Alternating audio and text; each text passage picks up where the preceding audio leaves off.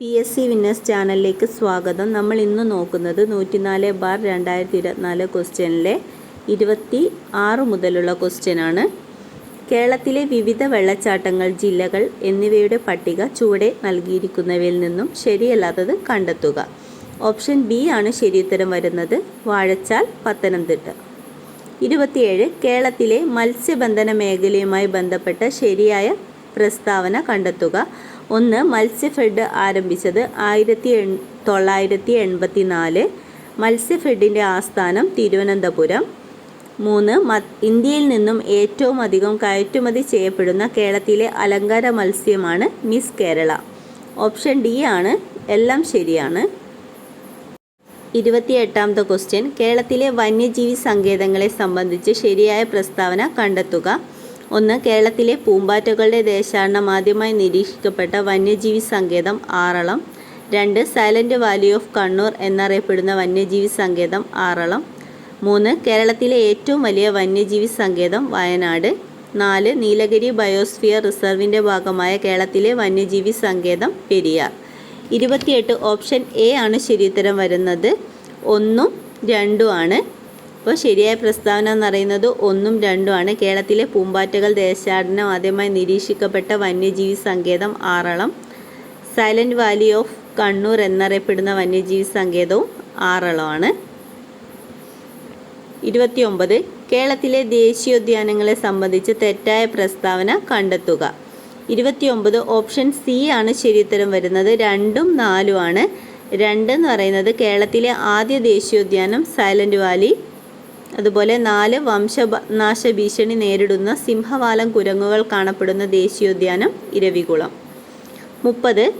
കേരളത്തിലെ കിഴക്കോട്ട് ഒഴുകുന്ന നദികളുടെ ശരിയായ ജോഡി താഴെ തന്നിരിക്കുന്നവയിൽ നിന്നും കണ്ടെത്തുക. 30. ഓപ്ഷൻ എ ആണ് ശരിയുത്തരം വരുന്നത്. 1ഉം 2ഉം. 1 കബനി, 2 പാമ്പാർ. 31. വികേന്ദ്രീകാസൂത്രണം സംവിധാനത്തിൽ ബ്ലോക്ക് പഞ്ചായത്തുകളുടെ ധർമ്മം ചുവടെ പറയുന്നതിലേത്?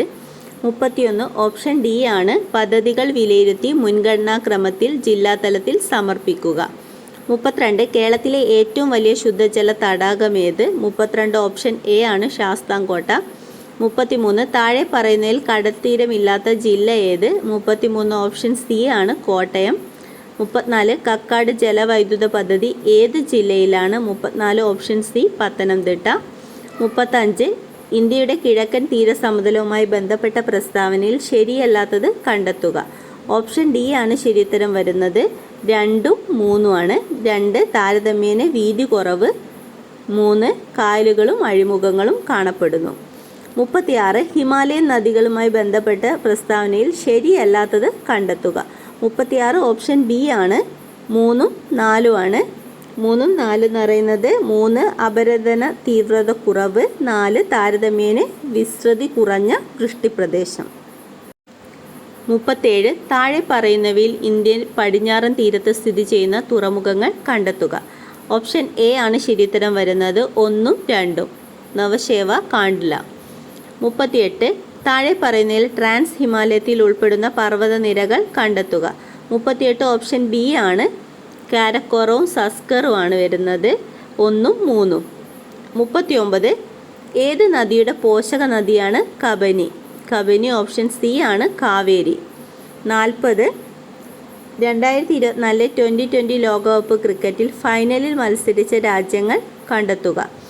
40. ഓപ്ഷൻ ഡി ആണ്. 1ഉം 3ഉം ആണ്. 1 ഇന്ത്യ, 3 ദക്ഷിണാഫ്രിക്ക.